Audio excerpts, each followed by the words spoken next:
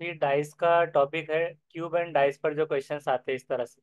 तो सबसे पहले क्या करना होता है कि हमारे पास में ये जो दो डाइस रखे हुए हैं, तो एक इसमें से स्टैंडर्ड डाइस है और एक क्या है, ऑर्डिनरी डाइस है।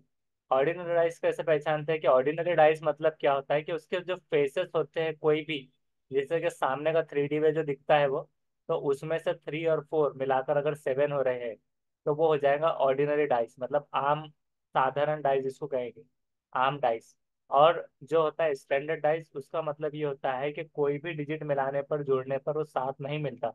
जैसे कि 5 और 4 9, 5 और 1 6, 6 और 1 तो 7 नहीं मिलता, तो जिसमें 7 मिलेगा वो क्या हो जाएगा, ऑर्डिनरी डाइस, साधारण डाइस। और ये स्टैंडर्ड डाइस ये रहेगा। अब अगर ऐसा कोई केस है कि जिसमें 1 5 4 है, तो अब देखिए इसको अगर 7 से अगर हम जोड़ते हैं कि 7 आने तक हम करेंगे, मिसाल के तौर पे एक में अगर हम 6 जोड़ेंगे तो वो क्या बन जाएगा, 7। तो इस हिसाब से अगर इसके पीछे मतलब 7 जो आना है इसका, तो आप एक में 6 जोड़ने पर वो 7 बन रहा है, तो इसके पीछे एग्जैक्ट क्या रहेगा, अपोजिट ऑफ 1 के 6 रहेगा। उसी तरह से 5 में कितने मिलाने पर 7 होगा, 2। तो 5 के अपोजिट में क्या रहेगा, 100% 2 रहेगा। उसी तरह से 4 के अपोजिट में 3 रहेगा, एंड वाइस वर्सा इस तरह। लेकिन इसके पीछे जो डायरेक्टली निकालना थोड़ा मुश्किल होता है, ऑर्डिनरी आम जो डाइस होता है इसमें थोड़ा निकालना मुश्किल होता है, उसको पैटर्न देखना होता है। तो आज हम वो सीखेंगे कि किस तरह से हम 2 3 थ्योरम है जिसके जरिए निकालेंगे। ऐसे क्वेश्चन आएगा सपोज कि जिसमें दिया हुआ है कि जब नंबर एक जो है तो टॉप पर हो तो कौन सा नंबर जो है तो बॉटम में रहे। अब देखिए यहाँ पर आपको बॉटम वगैरह टॉप इसका टेंशन नहीं लेना है, पूछ देखना है कि किसके बारे में बात की गई। तो आपको बात की गई है 1 के ताल्लुक से। तो 1 यानी कि क्या हो रहा है, 1 मतलब जो आपके क्वेश्चन में 1 ये दिख रहा है, एक यहीं पर है इमेज में। तो इमेज देखना है कि कहाँ पर आ रही है, तो 1 में है। अब देखिए साथ में उसके जो है 6 और 4 वो कहीं पर सिमिलर मिल रहे हैं। तो देखिए उसके साथ के नंबर दोनों है।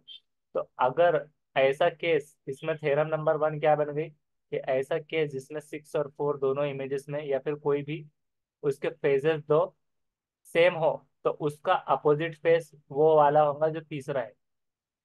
जैसे कि मिसाल के तौर पर 6 यहाँ पर है, 4 यहाँ पर है, कॉमन फेज मिल गए, तो इसके 1 के अपोजिट में इसके 5 है, तो 5 आंसर हो जाए। फिर थ्योरम 1 हो गई। अब देखिए इसको सॉल्व करके देखिए, इसमें पूछ रहा है कि अपोजिट ऑफ 2 के क्या आएगा। तो 2 के अपोजिट में तो देखना है कि कहीं पर सेम नंबर मिल रहे हैं क्या। तो 1 और 5, 1 और 5 यहाँ पे मिल रहे हैं, तो 2 के अपोजिट क्या हो जाएगा, 4। हाँ राइट। क्या बोले, आवाज थोड़ी ब्रेक हो रही है। तो 2 के अपोजिट में 4 हो जा रहा है फिर डायरेक्ट, 1 5 1 5 कॉमन था। अब नेक्स्ट वाला देखते हैं। अब अगर ऐसी इमेज दी जा रही है, देखिए इसमें पूछ रहा है कि 2 जो है फिगर में, तो क्यूब में 2 के अपोजिट में क्या आएगा, तो इसको कैसे फाइंड आउट करेंगे। सबसे पहले हम देखेंगे कि 2 कहाँ पर मिल रहा है, तो 2 मिल रहा है आपको इमेज नंबर 3। तो इमेज नंबर 3 में कहाँ पर है, 2 यहाँ पर है। और उसके सेम सिमिलर पेजेस क्या है, 1 4। तो 1 4 यहाँ पर है, तो क्या 6 होना चाहिए। तो 2 के अपोजिट में 6 बिल्कुल हो जाएगा। और कैसे है, एक तो ये ऑर्डिनरी डाइस भी हो रहा है आम, 7। लेकिन उसको नहीं भी देखते आप तो डायरेक्ट कर सकते हैं। इसमें से बोलिए कि 2 जो है, 2 के अपोजिट में क्या है। अब इसमें देखना है कि 2 कहाँ कहाँ पर आए। मिसाल के तौर पर फर्स्ट इमेज में 2 है, थर्ड में 2 है। 2 ही इमेज ऐसे है जिसमें 2 है और 4 हमारे पास रखी हुई है। तो अब इसमें क्या देखना है कि हम देखते थे हमेशा कि सिमिलर फेस क्या है, तो 3 और 5। लेकिन देखिए यहाँ पर 3 तो है लेकिन 5 नहीं, 1 है। तो आपको इमेज में ऐसी कोई इमेज देखना है कि जिसमें 2 में 3 जो सेम पोजीशन पर आए। तो देखिए क्या 3 सेम पोजीशन पर कहीं दिख रहा है, यहाँ पर 4 है, यहाँ पर 1 है, यहाँ पर 1 है, नहीं मिल रहा। तो अब देखते हैं दूसरा जो उसका है 5, क्या उसी पोजीशन पे कहीं मिलता है। तो देखिए दूसरी इमेज में मिल रहा है 5, दूसरी इमेज में क्या है, 5। तो अब हमको इस वे में क्या करना होगा कि 5 से 2 आने तक कितने स्टेप चलना होगा, 1 2। तो उसी तरह से 5 से 2 स्टेप यहाँ से भी बढ़ेंगे, 1 2। तो 2 के अपोजिट में क्या हो जा रहा है यहाँ पर, एक हिसाब से 6 हो जा रहा है। तो ये थ्योरम कौन सी बनी, थ्योरम नंबर 2।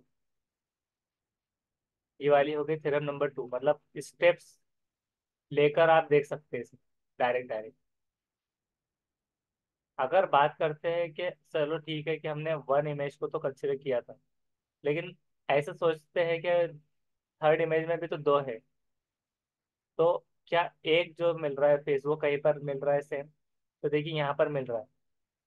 अब 1 से 2 पे आने पे कितने स्टेप उसको आना पड़ रहा है, 1 स्टेप। तो वैसे ही 1 से जब यहाँ से 1 स्टेप आगे बढ़ाएंगे तो 6 है। तो दोनों मैनर में जो है तो आपका 6 आ गया।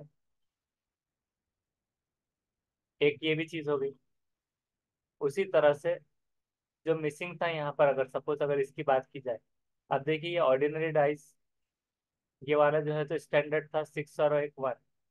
लेकिन ये 1 और 3 ये नहीं है। तो जब भी कोई स्टैंडर्ड डाइज आता है, ये स्टैंडर्ड डाइज है, स्टैंडर्ड डाइज में अगर जहाँ पर भी 1 हो या 2 हो, तो 1 पर 6 मिलाने पर वो 7 होता है।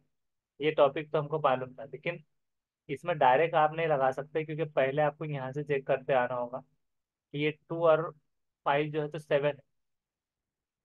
तो ये मिक्स रखे होते हुए उसका टेंशन नहीं लेना है, जो हमने पहले जो देखे थे। अगर एक ही डाइस पूछता है तो जब आप उसको देख सकते हैं, अभी थ्योरम नंबर 3 के तौर पर से आप ऐसे सिचुएशन में सॉल्व कर सकते हैं। अब ये देखिए यहाँ पर पूछ रहा है कि जब 6 बॉटम में हो तो टॉप में क्या आएगा, मतलब उसका अपोजिट पूछ रहा है। तो आप देखिए यहाँ पर फर्स्ट इमेज में 6 है, और कहाँ पर 6 है, कहीं पर भी नहीं। तो अब हम देखते हैं कि 6 के साथ में 2 और 3 कहाँ पर रिपीट है। तो देखिए 2 और 3 यहाँ पर मिल रहा है, 2 और 3 यहाँ पर। दोनों कंडीशन में 2 और 3 छोड़ने के बाद 1 मिल रहा है। तो 1 आपका जवाब हो जा रहा है डायरेक्टली। उसी तरह थ्योरम नंबर 3 जो हमने सॉल्व किया था, उस हिसाब से भी अगर देखते हैं, 2 जहाँ पर फेस कॉमन मिल रहा है कि कहीं नहीं मिल रहा है, 6 मिल रहा है नहीं मिल रहा, 3 भी नहीं मिल रहा। तो हमें क्या करना होगा, ये दोनों को ही देखना होगा, इसको देखने की जरूरत नहीं। मतलब जो 6 था उसके साथ के 3 और 2 यहाँ पर दोनों में मिल गए, और ये 1 आ गया। तो देखते हैं कि क्या इसका 1 आ रहा है।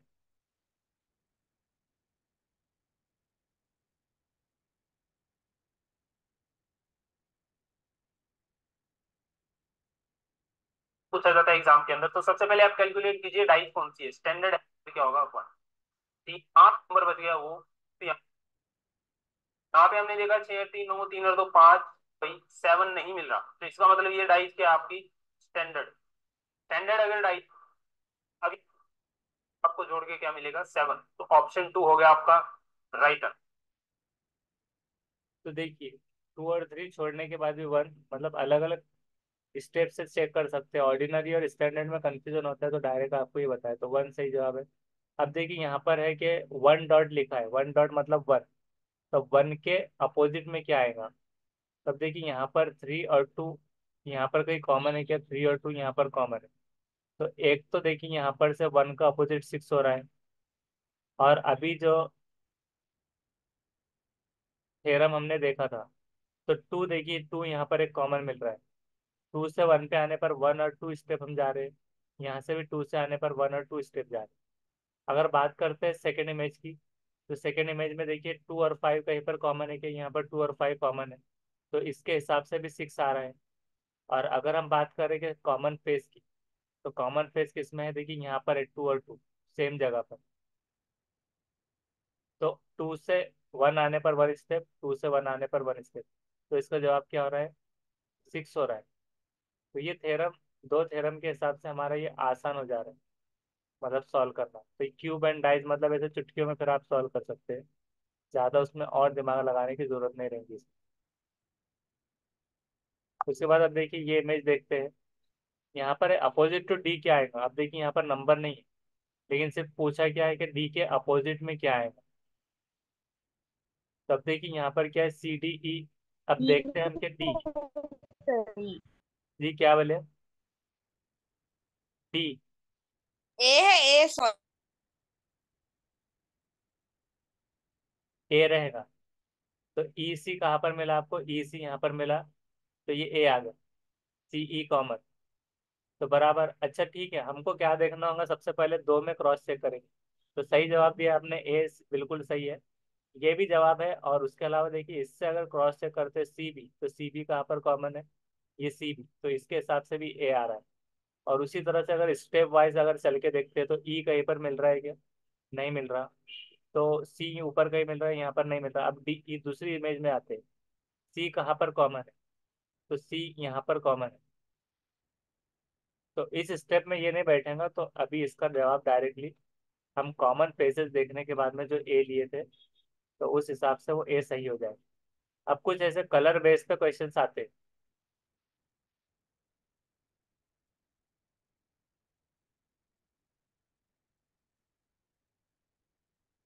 ये मतलब घूमकर आने पर स्टेप बताई गई है यहाँ पर, कि सी से ई और डी, तो उसी तरह सी से। उसमें ज्यादा जंबल में नहीं आना है। अब ये देखते हैं, इसका बताइए क्या हो सकता है? Yellow orange blue, orange violet blue. तो क्या दो कलर कॉमन देखेंगे? येलो के अपोजिट क्या है पूछ रहा है? वायलेट है, वायलेट। वॉयलेट। तो क्यों? क्योंकि ऑरेंज और ब्लू कहाँ पर मिला? ऑरेंज ब्लू यहाँ पर मिला, तो वॉयलेट हो गया। तो ये बिल्कुल सही सेकंड जवाब। वाले। राइट। अब उसके अलावा एक और क्वेश्चन लेते हैं। अब देखिए ये थोड़ा ट्रिकी है क्वेश्चन, इसमें आसानी से जवाब नहीं मिल सकता। इसका जवाब दीजिए, ग्रीन के अपोजिट में क्या होगा? और ये चार फेजेस रखे हुए।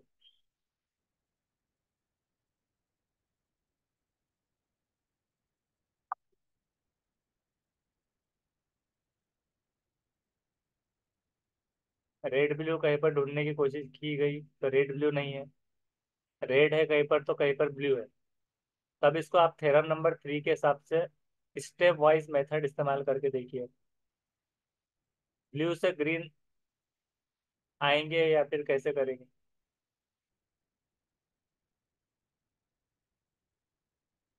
देखिए थ्योरम से इसको इस्तेमाल करना होगा। जैसे मिसाल के तौर पे देखिए ब्लू है, तो यहाँ पर भी ब्लू है, लेकिन उसके आगे है ग्रीन। और यहाँ पर रेड है, तो यहाँ पर रेड है, लेकिन इसमें देखिए कॉमन फेज नहीं दिख रहा, क्योंकि ग्रीन के अपोजिट में कोई इमेज ऐसी नहीं हो सकती कि ग्रीन आएगा। तो इस वजह से ये नहीं ले रहे। ये क्यों नहीं ले रहे? क्योंकि ग्रीन के अपोजिट में उसकी इमेज में ग्रीन नहीं दिखाई दे। तो ऐसा देखना है कि जिसमें से दो अगर आ रहे हैं सपोज, तो रेड अगर है, तो वो रिपीट ना हो। अब देखिए यहाँ पर रेड है, यहाँ पर रेड।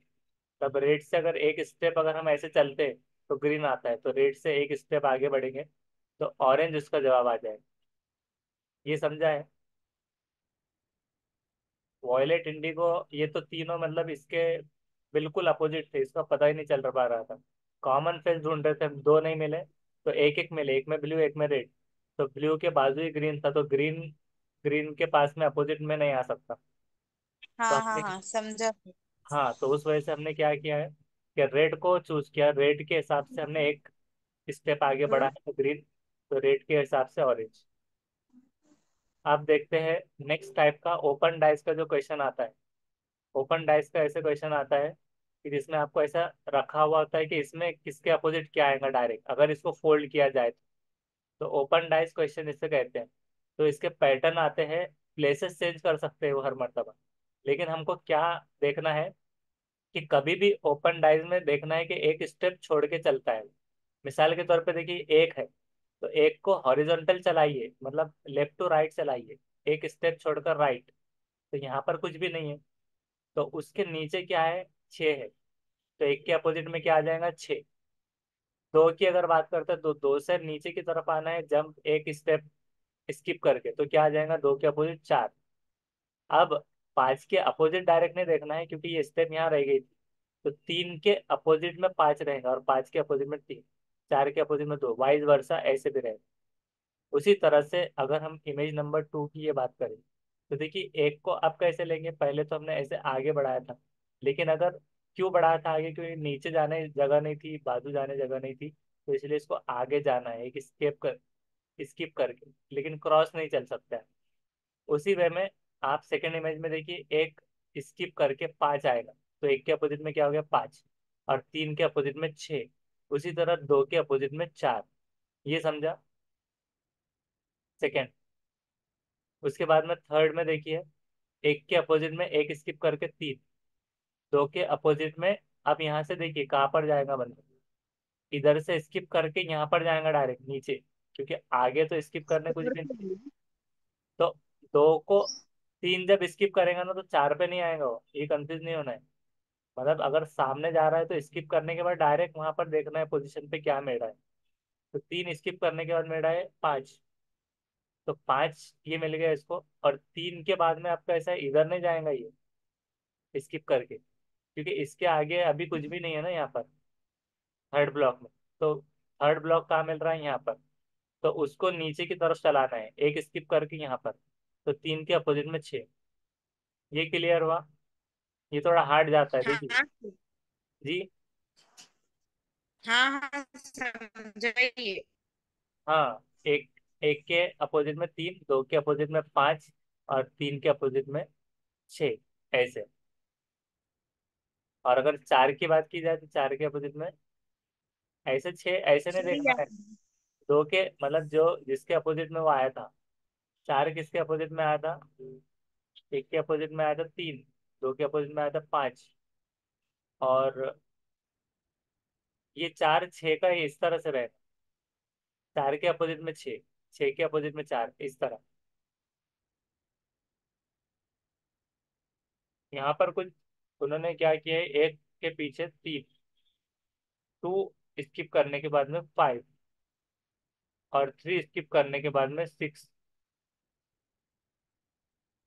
4 का यहाँ पर कोई ऑप्शन क्यों नहीं दिख रहा, 1 2 3, यहाँ पर 3 देखिए रिपीट हो गए यहाँ पर इस वजह से। तो हमको 3 को बार बार काउंट नहीं करना है, क्योंकि जब हमने 1 का 3 ले लिए तो 3 का 1 हो जाएगा, तो 2 का 5 लेंगे और 4 का फिर 6 रहेगा। यहाँ पर उन्होंने गलती की है लिखने में, इसको जो है तो 4 होना चाहिए। अब उसके बाद में ये देखते हैं, ये इमेज एक के अपोजिट में है 4, एक स्किप करके, तो अब 3 का देखेंगे क्योंकि ये रह गया, तो 3 के अपोजिट में रहेगा 5। अब क्या बचा, इधर 6 और इधर 2, तो 2 से चालू करेंगे, 2 के अपोजिट में एक स्किप करके 6। ये वाला क्लियर हुआ। उसके बाद फिर एक के अपोजिट में पहले 4 डायरेक्ट देख लेना है, 3 के अपोजिट में 6, और अब जो बाकी रह गया तो 2 के अपोजिट में एक स्किप करके 5, इस तरह। तो ओपन डाइस को ऐसे सॉल्व करना रहता है। उसके बाद नेक्स्ट है देखिए, इस अगर इसको फोल्ड कर दिया जाए तो क्या मिले। तब हमको पता है कि एक स्किप करके आता है कुछ भी, मतलब जब हम फोल्ड करते हैं तो उसके बाजू नहीं आता। इसमें देखिए दोनों को बाजू रख दिया गया, तो ये गलत हो जाएगा। ये भी दोनों बाजू रख दिए गए ये दो, तो ये गलत हो गया। इसमें भी दोनों बाजू है ये, लेकिन ये इमेज ऐसी है जिसमें तीनों यूनिक है, तो इस हिसाब से इसका जवाब ये हो जाएगा। तो ये क्लियर हुआ कॉन्सेप्ट, ये फिर इसमें डाउट है। ये वाला इजी था सर, वो कैलेंडर का ही थोड़ा हार्ड गया थोड़ा। हाँ, कैलेंडर को एक बार प्रैक्टिस में आ गया ना तो हो जाएगा, क्योंकि 100% ये क्वेश्चन आते ही है। कैलेंडर में एक और चीज आती है, अच्छा। कैलेंडर का एक कॉन्सेप्ट आपको बताए थे कि मतलब किस तरह से रहे, अच्छा, मतलब इजी ट्रिक के हिसाब से भी।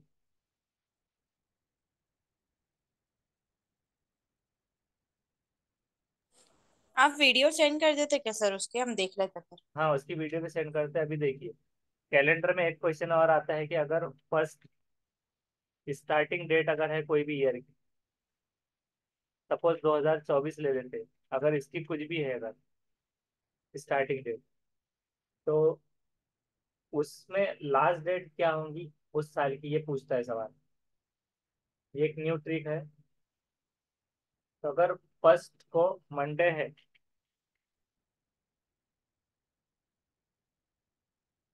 तो लास्ट डे क्या होगा 2024 का, अगर कोई भी साल का ऐसा आता है तो उसका देखिए मंडे ही रहता है।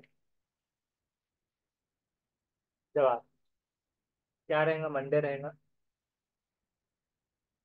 जो लास्ट स्टार्टिंग में आता थर्टी है वही परसेंट एंडिंग में। तो उसको एक स्टेप आगे बढ़ाना है, उसका हो जाएगा ट्यूसडे। ये 100% मतलब ऐसा आता है, ये एक तरह का क्वेश्चन। इसका क्या हो अच्छा। जाता है ट्यूसडे। और अगर पूछता है कि 100 डेज के बाद, अगर आज, इफ टुडे इज संडे, तो आफ्टर 100 डेज